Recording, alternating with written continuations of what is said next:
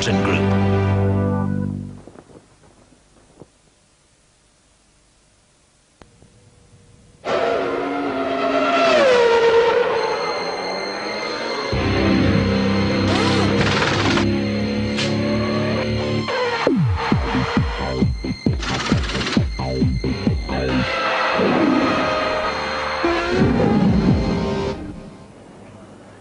Welcome to Monza, where the atmosphere is pretty charged to say the least, as we gear up for round 14 of the Formula One World Championship.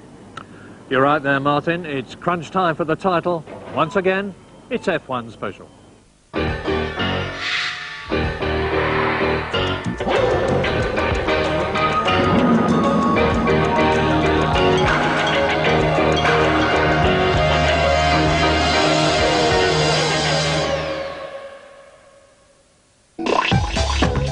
On the programme today, a look back at the history of Ferrari, Formula One's most charismatic team.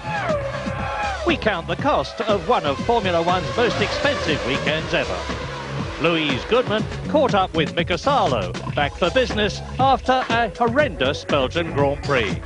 Plus, a look at the most passionate fans in the world of any sport, the Tifosi. We have a chat with Eddie Jordan, still riding high after that historic maiden victory 2 weeks ago. Pen and paper ready for a special Ferrari competition with a fantastic prize. Plus, all the news from today's crucial qualifying session for the Italian Grand Prix. And that's where we kick off. With the championship at stake, qualifying here is absolutely crucial for both the McLarens and the Ferraris. Here's Louise Goodman. Despite brilliant sunshine for the start of qualifying, a torrential downpour in the morning meant that the track was still very wet in places. We were in for a long wait. The drivers were in no hurry and the fans waited for more than half an hour for the first car to emerge from the pit lane. A closer inspection of the track showed why. Damon Hill was the first of the major players to test the waters almost 34 minutes into the session. With just one exploratory lap completed, Damon was back into the garage. But there was soon heavy traffic on the track, and from then on it was action all the way. Michael Schumacher was early into the hunt for his first pole of the season. This lap on intermediate tyres put him briefly at the top of the timesheets. But once the slick men came out, the time started to tumble. McLaren's response came first from David Coulthard, who took the provisional pole, and then came his teammate. And there he is, Hakkinen, the first man in under 1 minute 27. Within a minute, Jean Alesi was quickest, and Jacques Villeneuve was right on the pace, in a Williams well suited to the fast flow of Monza. While Alesi was running well, teammate Johnny Herbert was running out of track. Mixed fortunes for Sauber. With just 4 minutes remaining, Alesi was still clinging on at the top, but as the seconds ticked away, Mika Hakkinen upped the ante. As the track continued to dry out, the initiative was back with Michael Schumacher. Willed on by the adoring Tifosi, could he respond and clinch his first pole of the season? And Michael Schumacher moves into pole position. 1 minute 25.2, 7/10 of a second faster than Coulthard. That was a magical lap. World Championship leader Mika Hakkinen made one last-ditch attempt to wrestle back the pole. He gave it everything, but for the first time this season there will be no McLaren on the front row. Instead, it's Jacques Villeneuve who will line up alongside Michael Schumacher, Williams' best qualifying result of the season. A magical day for Michael Schumacher, Ferrari and the Tifosi.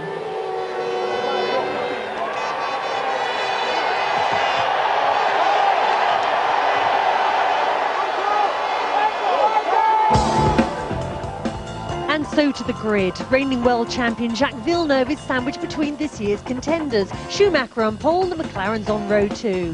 Eddie Irvine's just behind them in 5th. Alesi eventually finished back in 8th. And Damon Hill is back down to earth with a bump. I just couldn't get a clear lap and I couldn't get a lap together, so qualified 14th, you know. I mean, disappointed, very disappointed. We couldn't make a car better. That's what we're going to work on now. And I think for tomorrow we can get a really good car, really fast car, looking forward. It's frustrating because I think that in a normal qualifying you'd see Mika and I in the front row, and you know, these conditions we didn't manage to find the space that others did. But we'll be quick in the race, and it may take a while, but I think we can work our way at the front. I was very delighted. It was a nice feeling. It's the first pole position is something we're quite happy about. Important timing for us to do that, so we can dictate obviously the race pace for tomorrow if we keep it into the first corner. As a racing car constructor, Ferrari has style, charisma and personality like no other. Through the years, their blood-red cars have epitomised the sport of Grand Prix racing. Enzo Ferrari is the greatest name in the history of Formula One. His cars have won more Grand Prix than any other. So, here's our tribute to the men of Maranello. In 1951, Froilan Gonzalez, the Pampas Bull from Argentina, broke the dominance of Alfa Romeo at Silverstone. Ferrari was on its way. Alberto Ascari, son of the great Antonio, twice a world champion, a supreme stylist and virtually unbeatable for 2 years, a double world champion.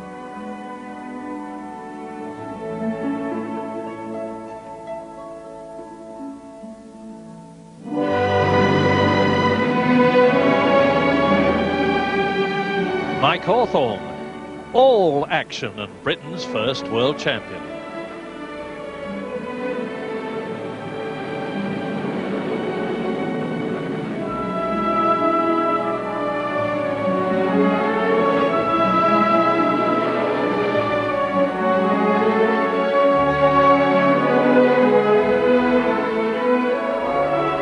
Juan Manuel Fangio from Argentina, 5 times a world champion and the greatest of them all.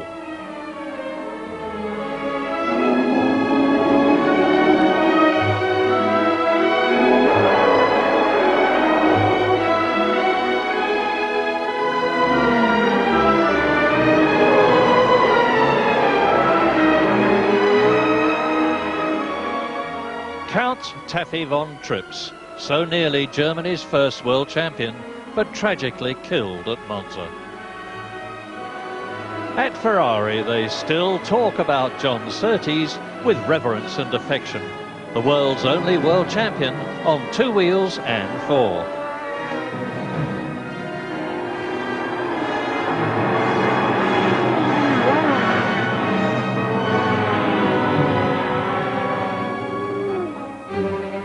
And then came Niki Lauda. At one of Ferrari's lowest ebbs, Lauda transformed their fortunes with 2 world championships in 3 years.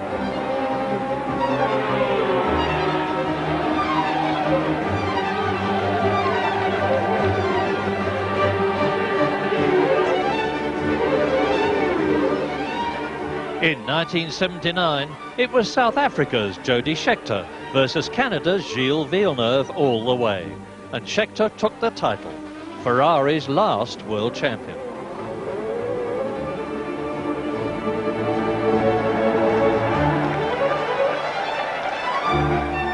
But for sheer never-say-die grit, Formula One will never forget the flamboyant Gilles Villeneuve.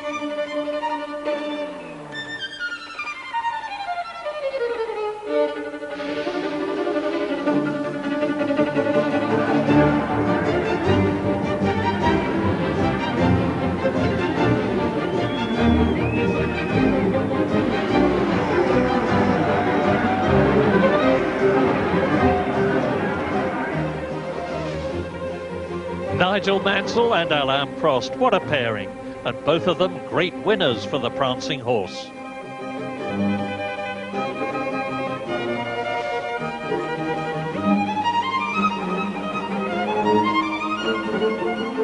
Winners too were Austria's Gerhard Berger and Frenchman Jean Alesi.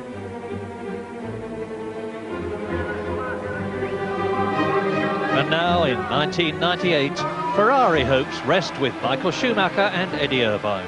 At Monza, they fight to keep Maranello's championship hopes alive, upholders of a great tradition.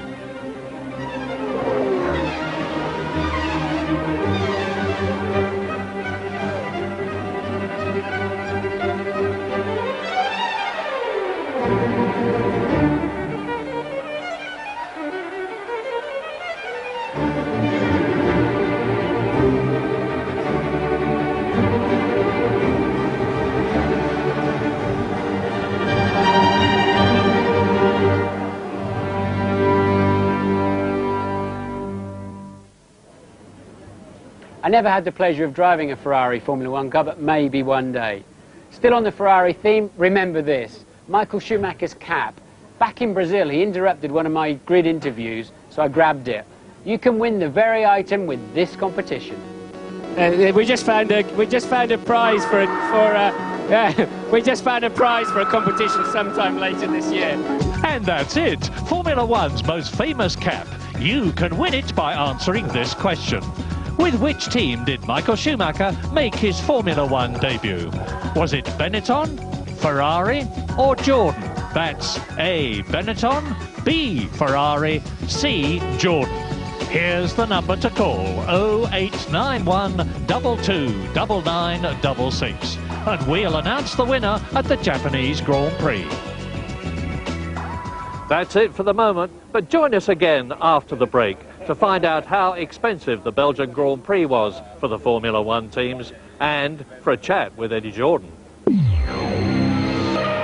What a fantastic weekend in Belgium. A new winner, not just a new winner, but first and second. Eddie, you've fought and you've wheeled and you've dealed and you've scrimped and you've saved and you're there. Is that it? What now? What an introduction, may I firstly say. Fantastic, Mario. I couldn't do it better myself. Spa was very special for the Jordan team ourselves. Yes, we have been through a lot of hard times right from the very beginning. But you know, you earn your reward, and we've had all sorts of joyful days in the past. But I think Sunday at Spa was the icing on the cake, so to speak. You've got this image of being the fun team. What happened after the race and last week? Well, quite the opposite. Or is it all a blur? Well, it is a bit of a blur because the weather was just atrocious. And I was physically cold from either the champagne or the adrenaline. I don't know what happened. And I just felt I needed to go home. And I'd spoken to the kids and I'd spoken to Marie, and it just wasn't conducive. Everything was a mess because it was very late in the day. There was a lot of accidents where people just, I wanted to leave and go home. It was the most sensible thing for me to do, and I really was pleased I did that. What did your mum say? I know your mum's very close to you. Oh, sure, my mum was in tears, you know, I don't want to say that. But, you know, they're very emotional. I think it's very difficult to watch something like that on television because you're never sure of what's going to unfold. Mind you, you never know on the pit wall, but at least you've got a lot of things that you're doing. You hear what's talking to the driver and you're telling somebody to watch his back and the other one to do this. So there's a lot of things going on. It takes your mind away. But I think when you're very captive and you're watching it on television, you do find that it is a much more emotional occasion. Back to business, Ed. Since then, you've released Ralph from his contract. How much did he have to pay? Oh, I think that would be gone beyond the bounds of possible. Marty, come on, we're not into the money syndrome, you know that. And oh, it's changed. Yeah, it has changed a little bit since you left us, Marty. I left you with a little.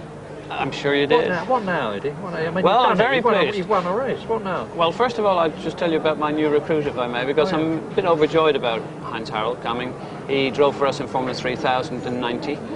With Eddie Irvine as a teammate. I've watched him ever since, and I actually think that he will enjoy the atmosphere in Jordan. I think you'll see, hopefully, a new Heinz Harald, because not everybody fits into the... sensitive flower. He is very sensitive, and I'm not sure the right environment is not a problem with Williams. It's just that I don't think he probably suited that particular situation. I think it makes sense. I can understand you going for experience, maybe Constructors' Championship or something, but why didn't you go for a young charger? There were a number of reasons. We have a huge opportunity with Honda.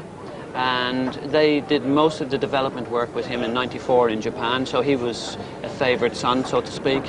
The experience is very important. I'm starting next year with both drivers having been winners, both having been on pole position, and we as a team having won. So it's a fairer, more even balance all the way around, and I'm more happy with that at the moment. I'm going to give it a try. If it doesn't work, I'll revert back to the old system. Eddie, I'm sure you're going on to even better things, but this one is fabulous. Well done. Thank you.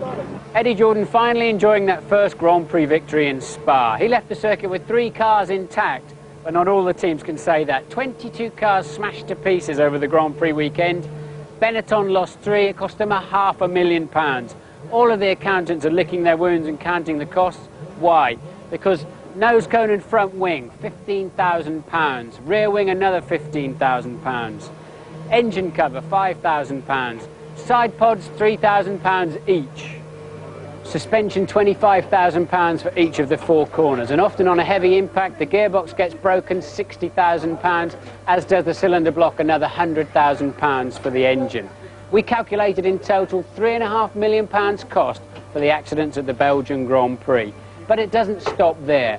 They would have been back in England on the Monday night after the race, and by the following Sunday they would have to be in the truck on the way across Europe to the Monza Grand Prix, just a 6-day turnaround. The implications for the teams are enormous, and one of the guys most in pain was Tom Walkinshaw of the Arrows team. Tom, we've been looking at the incredible cost of repairing the 22 cars that were damaged in Spa, but that's just part of the story, isn't it? 3 of them were yours. Here we are, just 2 weeks later at the Monza Grand Prix, and you've had to rebuild your team effectively. Yeah, we had 3 cars written off over the weekend, and the monocoques of each one was damaged, so that creates a huge logistical problem, trying to repair them, turn it around in 8 days and then get everything down to Monza. Do you keep that amount of parts in stock, or do you have to get them made quickly? Or you keep some of them in stock, obviously the bits you normally break, but Spa was so exceptional, you ended up breaking a whole lot of things that normally you wouldn't expect to break, certainly in the volume. So we've had to have a lot of bits made just with people, all the suppliers and everything else working 24 hours a day for the last 10 days to get here. So how do you cope with the cost of what, I mean, it must have cost you, I don't know, off the top of my head, at least £500,000 in damage. How on earth do you cope with that? Do you add it all up? Do you just ignore it and think, well, we've got to go racing? Well, you've got contingencies in your budget. It's not very nice to use up the entire contingency in one weekend, but it's the business we're in, and once every so many years it happens, and it's painful, but you've just got to grin and bear it, as you say. Well, I hope you have a better Monza Grand Prix, Tom. Thanks for talking to us. Pleasure. So, Belgium was a pretty dramatic weekend for Tom Walkinshaw, but not half as dramatic as it was for Mika Salo. He had a mammoth off at Eau Rouge on Saturday, and then he got caught up in all the start fracas on Sunday. Happily, though, he's perfectly all right, and Louise Goodman caught up with him on the old banking here at Monza.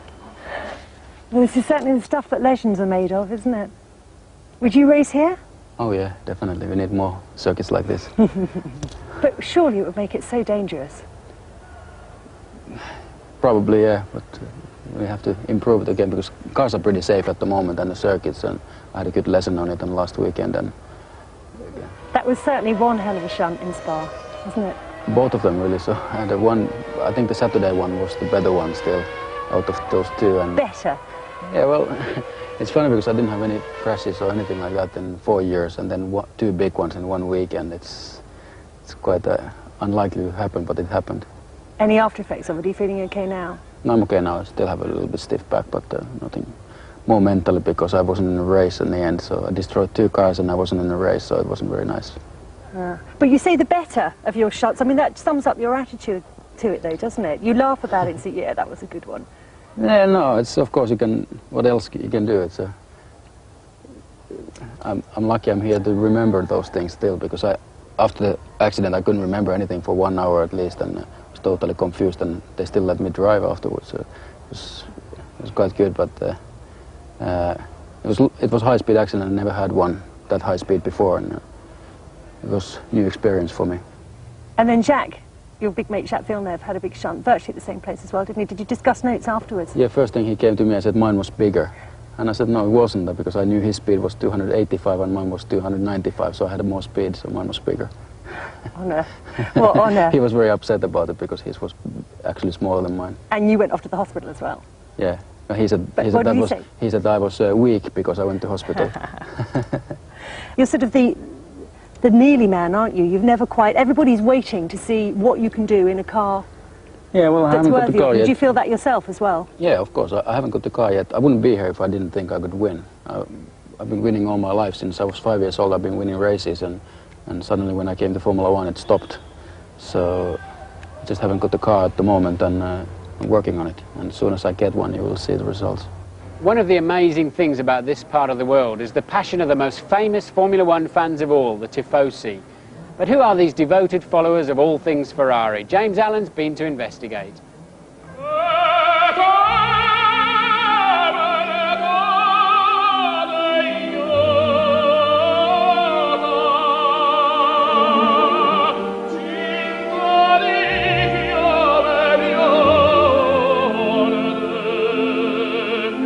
Young or old, the Tifosi's love for Ferrari spans the generations. It is part of Italian culture.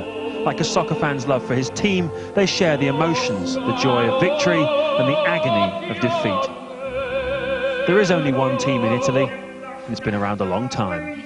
It's a tradition. I must remind you that in the Italian Grand Prix of 1935 in Monza, we had 250,000 spectators. And that means that motor racing is in the blood of the Italians. And even today is the second sport after football. The Tifosi are very knowledgeable about Formula One, but their passion for Ferrari is not based on reason. You cannot judge the Tifosi with the brain. You must judge them with the heart. If next season Schumacher, for example, is driving a Jordan, they will hate him. And you know, it's part of the passion. The passion in Italy is just for the car and not for the driver. But there have been some great heroes. Recently, Jean Alesi wowed the Tifosi with his passionate style. I had a very good feeling with them. I was always doing something more, like sliding with a car or saying hello in my installation lap, or when I was finishing my session, I was always doing something for them. Events at Spa rouse the passions, but then with the Tifosi, it's always from the heart. The Tifosis are emotional, and on some degree that's what we love about the Tifosis. That's what is loved by Ferrari. But what is great is that all the supporters we find in motorsport, and especially in Italy, there is no anger further than just emotions. I mean, they will not take up their hand and try to hurt someone. Ferrari hasn't won the championship now for 19 years, but as it celebrates its 600th Grand Prix, the title is still within reach. Rain or shine, the Tifosi will be there, willing the red cars on to glory. And if qualifying today is anything to go by, they're in for a treat. We're all in for a treat. Watch the race live tomorrow at 12:25. It's going to be a showdown. Häkkinen versus Schumacher. Here's the best of both of them in 1998.